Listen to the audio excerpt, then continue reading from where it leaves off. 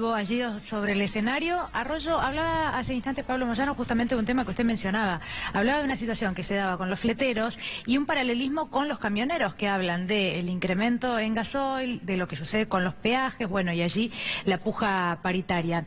Simplemente para mencionarlo, pero a veces desde el gobierno lo que dicen es, bueno, la oposición se siente y plantea cuáles son los problemas, lo que nosotros no hacemos bien, y plantean pocas soluciones. ¿Qué podría hacer el gobierno de Mauricio Macri ahora como respuesta a escuchar lo que sucede en la calle? Varias cosas. Primero, decretar la emergencia alimentaria, tomar los 11 productos de la canasta básica, bajar el IVA y controlar los 11 productos de la canasta básica. Eso hay que hacerlo, no hay ninguna explicación para que no se haga. Segundo, hay que establecer lo que están planteando. No puede alguien estar pagando 25 pesos el gasoil y fundirse trabajando. Hay que establecer un mecanismo de acompañamiento a los fleteros, a los camioneros, a los que producen el tema del peaje no puede ser lo mismo el peaje para el que produce que para el que no. Después creo que hay un tema clave con el tema de crédito. Como a la gente no le alcanza, se endeuda. Hay que armar un sistema de crédito no bancario. Eso es muy fácil. Sucede en Ecuador, sucede en Brasil, a tasas 2-3% anual para máquinas y herramientas. Yo propongo 12.500 millones de pesos, llegar a 500.000 personas. Es un proyecto que presenté rápidamente. Crédito no bancario para máquinas y herramientas. Hay que armar, me parece a mí, un mecanismo de cuidado de determinados sectores productivos. La pobreza aumenta si baja la construcción y el textil. Hay que cuidar la industria textil, donde trabajan mujeres y jóvenes. Eso es una política de desarrollo, de encarar algunas acciones, de entender que hay un problema en el Estado, pero cuidar determinados sectores y ir para adelante, y no como ahora que lo único que hacen es ver por dónde recortan y a quién le recortan. ¿Qué pasa con los sectores más pobres, Arroyo? Usted suele recorrer lo que son esas zonas y eventualmente uno se pregunta, bueno, por lo que es el consumo de leche, por lo que es el consumo de lo que son los productos básicos, ¿no? A veces vemos cifras y la verdad que son muy preocupantes. Digo, ¿cuál es la, de alguna manera, la opinión que tiene? La pobreza está aumentando claramente, el INDEC lo va a marcar ahora cuando haga la próxima medición. La pobreza está aumentando claramente. A las 3 de la tarde hay un montón de gente sentada en la puerta de la casa sin nada que hacer. Eso quiere decir que no hay changas, que no hay movimiento económico. Aparece la tercer marca de gaseosa en el supermercado, en el almacén de barrio, no hay plata. Está muy complicado. Hay una chica. Los sectores más pobres están agotados porque no tienen ahorro, porque no les alcanza, porque se quedaron sin changa y porque no tienen red social. Todos los vecinos, los amigos, los familiares están igual. Alguien de clase media está complicado, pero tiene un amigo médico, otro a quien recurrir, un familiar al que le va bien. Los sectores pobres no, le falta capital social, le falta toda esa red. Cuando todo se achica, se desacomoda. Y yo los veo muy tensos, mucha tensión, mucha violencia cotidiana. Cualquier cosita termina a los tiros, a los golpes. Hay una tensión cotidiana y la sensación de que el Estado se desenganchó, que a uno nadie le ayuda y que tiene que arreglarse por la propia. Eso es la pobreza, es no tener nada hoy, estar complicado y sentir que nadie te mira y nadie te acompaña. Y desde lo político, tratando de ver dentro de Cambiemos, dentro de lo que es Cambiemos, hace un tiempo habían comenzado los timbreos, hace unos meses atrás. Después parece que el mapa, o el escenario, mejor dicho, cambió muchísimo, porque ahora, bueno, mundial mediante, se comenzó a discutir el tema del aborto, pero ¿qué análisis hace de, bueno, cómo se encuentra en este momento la política de cara a una elección el año próximo importantísima? Yo creo, en términos generales, que Cambiemos es una gran maquinaria electoral, hace mejores campañas, marketing y vínculo con la sociedad en lo electoral que el resto. Eso se está agotando. Hoy tienen redes, tienen contacto, manejan bien las redes, pero hay una persona que no le alcanza, que está desesperada. Pero veo como un cierto desenganche. Yo veo el radicalismo bastante desenganchado del PRO, tratando de correrse al costado. Pero paralelamente hay una obligación de la oposición. La oposición tenemos que unirnos. La Argentina necesita una oposición unida, amplia, sólida. Si la oposición está fragmentada, no solo es un problema electoral, es un problema en la vida cotidiana. Hoy hay un fenómeno, que lo decía Pitrola antes, de crisis de representación, de gente desenganchada, de gente que está fuera de todo. Le decía Zamora, perdón, no Pitrola. Esta idea de uno está fuera, no ve nada, la sensación de que la política se rompe el contrato social y la política está desenganchada de la sociedad es fuerte. Yo creo que la oposición tenemos que unirnos, tenemos que construir una gran paso entre todos los que quieran ser candidatos, tener un programa común y plantearle a la sociedad un camino y una salida. Lo veo perdido al gobierno, lo veo siempre con la misma receta, siempre creyendo que en la campaña después levantan, siguiendo una receta del Fondo Monetario sin saber cómo aplicarla y sin entender que la sociedad está como muy cansada, muy angustiada. Si no generamos una unidad de la oposición, Si no construimos una oposición sólida y seria, seremos una generación que no cumplió su mandato, que es tener una buena oposición, ganar en el 2019 y gobernar de otra manera. ¿El acuerdo con el Fondo Monetario tiene que pasar por el Congreso? Tiene que pasar por el Congreso, modifica la vida cotidiana fuertemente, tiene que pasar claramente por el Congreso. No es un acuerdo de solo un préstamo al 3 o al 4% de tasa de interés. Define cómo es la estructura del Estado, cómo se va a gastar, cómo se recorta, cuáles van a ser los salarios, la actividad económica, el precio del dólar, establece libertad del precio del dólar. Todo eso tiene que pasar por el Congreso. Tenemos unas placas que tienen que ver con los detalles que se conocieron en el día de hoy, ¿no? Hacia dónde avanza el Fondo Monetario Internacional. Claro, durante algunas semanas y desde que se realizó el anuncio, Arroyo, se empezó a hablar de un fondo que venía como un poco más sensibilizado, más blando. Claro, ahora empieza a conocerse la verdad. Ya en lo que es el área del Estado, bueno, hubo anuncios concretos, ¿no? El cese de ingresos, el tope de incrementos de salarios, pero en el día de hoy conocimos algunos puntos más y nos parece interesante también saber cuál es su mirada respecto de lo que se supo en el día de hoy. Lo que vimos hoy no tiene nada que ver con el anuncio. El anuncio que hizo el gobierno, el ministro Duhovne y Sturzenegger, fue un anuncio light. Dijeron, nos van a dar 50.000 millones de dólares. Hay una cláusula porque si se pone complicada la cosa podemos extender la asignación universal por hijo. Lo plantearon en términos generales así. Veníamos haciendo esto, vamos a seguir haciendo lo mismo. La verdad que el acuerdo no es eso. El acuerdo es primero un recorte fuerte en el Estado, paralizar la actividad estatal, achicar mucho el empleo estatal y generar recortes en el plano social. Claramente, la Argentina va a un recorte social, va a un recorte de los programas sociales, va a un achique de las jubilaciones. Eso es finalmente lo que hoy vimos. El anuncio fue un anuncio muy light, muy general. Lo concreto es que vamos a un flor de ajuste, un ajuste clásico. Recortamos programas sociales, recortamos el Estado, achicamos todo y después vemos. Bueno, repasamos un poquito la letra chica del acuerdo con el Fondo Monetario que se conoció hoy. Lo tenemos allí de fondo, de lo que es este memorándum. Una de las cuestiones que plantea el Fondo Monetario es que la Argentina tiene que continuar avanzando con la reducción de los subsidios a la energía y al transporte. Ayer lo estamos viendo en pantalla. Con respecto al gas, lo que dice es que desde el 80% en 2017 tiene que ir hasta el 90%, esto es del recorte en el subsidio, en el año 2020. Bueno, lo mismo con la electricidad, ¿no? Pasa del 60 al 90%, claro.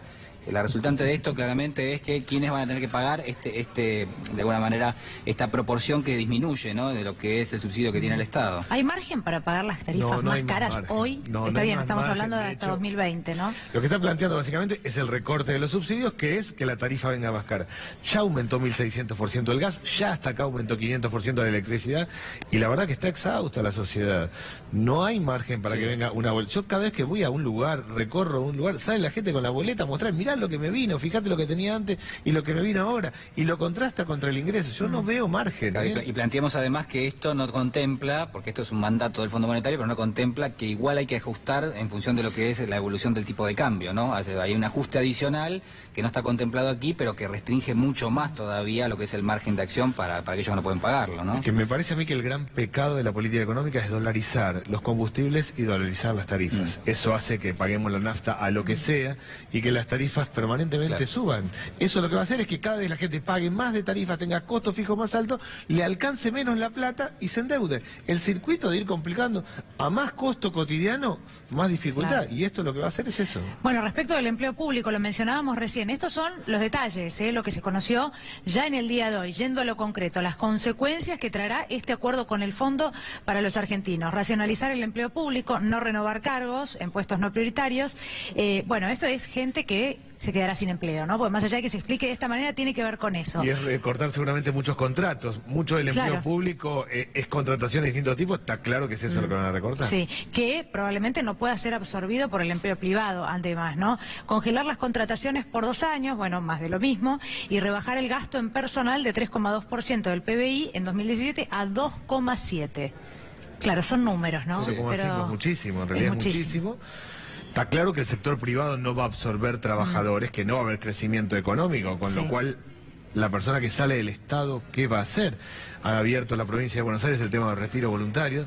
Corremos el riesgo de repetir lo de los 90, alguien se retira, pone una remisería, pone un kiosco, pone algo, rápidamente se funde porque no hay nadie que le compre. Si estamos repitiendo el mismo esquema. Esto es recorte, recorte, recorte, achicar el Estado, dejar gente afuera que no la va a absorber el mercado. Y esto es complementario con un proyecto de reforma laboral presentado en el Congreso. Estoy pensando en esto, en un momento donde se flexibiliza lo que es la fuente de trabajo. trabajo, en todo caso se le quita compromiso al empleador también, esa mano de obra disponible, lamentablemente digo que va a quedar fruto de lo que es este acuerdo, esta nueva legislación, bueno, va a ser compatible con que, bueno, con que va a salir mucha gente del sector público también, ¿no? Sí, la teoría de esto es que si sale gente del sector público, si se flexibiliza la actividad laboral, los trabajadores aceptan peores condiciones, claro, porque hay una masa de gente esperando. Negocian con el salario a la baja. Negocian con el salario a la baja porque el trabajador teme que si no acepta esa condición, va a haber otro que le va a aceptar. Claro. La Argentina, no hay ningún país del mundo que crezca en base a salarios bajos.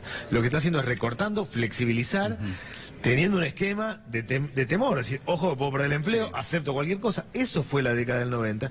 No es ese crecimiento, es recorte por todos lados. No tiene ninguna política de crecimiento y va a complicar la vida de las provincias fuertemente. Bueno, el punto siguiente nosotros lo venimos contando, ¿no? Hace varios días, y de allí las negociaciones con los gobernadores o los intentos, ¿no?, de acercamiento con los gobernadores, porque con esto tiene que ver también mejorar la estructura fiscal federal, que se traduce en reducir las transferencias discrecionales a las provincias. Hablábamos recién de la provincia de Buenos Aires, bueno, pero en el resto de las provincias pasa un poco lo mismo. Eso es, para empezar, recorte brutal de la obra pública. Menos transferencia a la provincia, es menos obra pública, más muchas dificultades en las provincias donde hay mucho empleo estatal, donde hay muchas dificultades para funcionar, donde los salarios de las provincias y de los municipios están en muchos casos por debajo del salario mínimo. Es recortar sobre lo que ya está muy recortado. Es complicado. Es una Argentina de contrastes. Se está aprobando un nuevo derecho del siglo XXI que es el aborto, y vamos al siglo XIX, a mecanismo de precarización laboral del siglo XIX.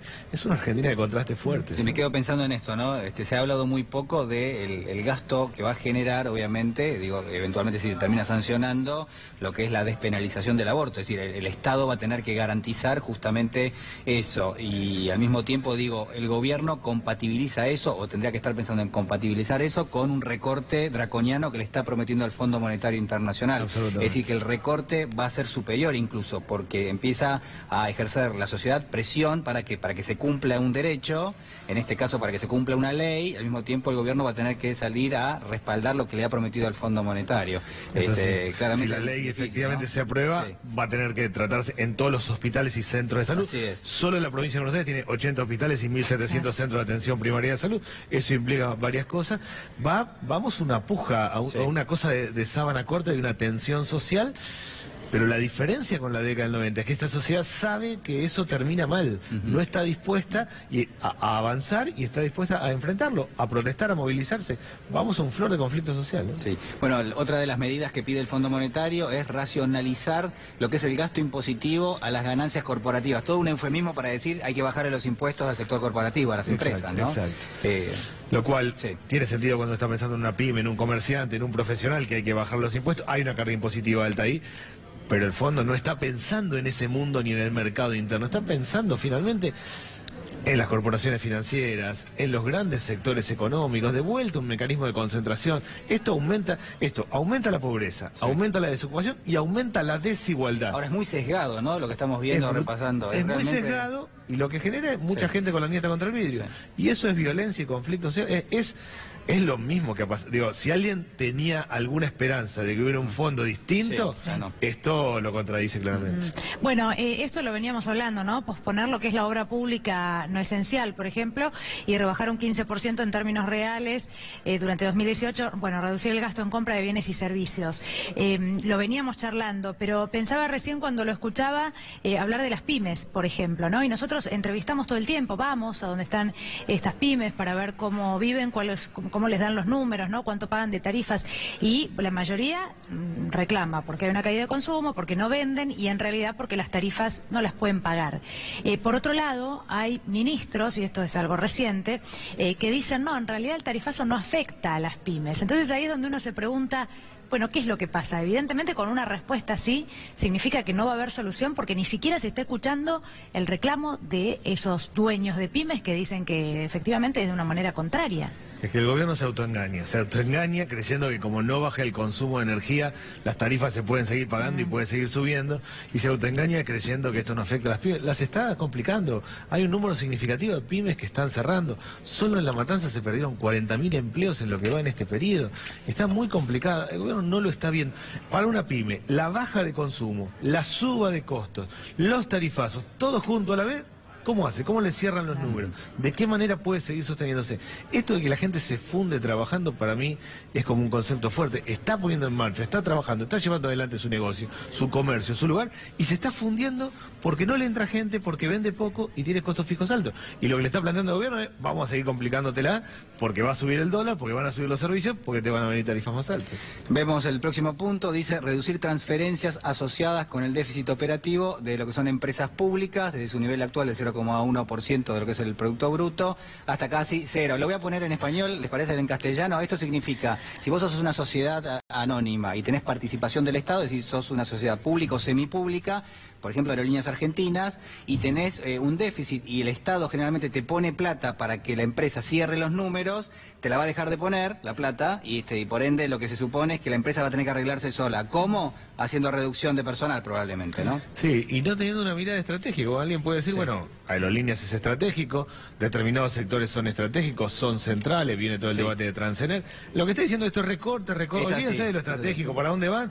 Es bien de almacenero. Ustedes recorten por todos estos lados y después vemos cómo nos va. Ese es el programa del fondo. Es realmente siglo XIX. Nos vamos a ir a la Plaza de Mayo, ¿no? Así es, está hablando Pablo Micheli y lo escuchamos.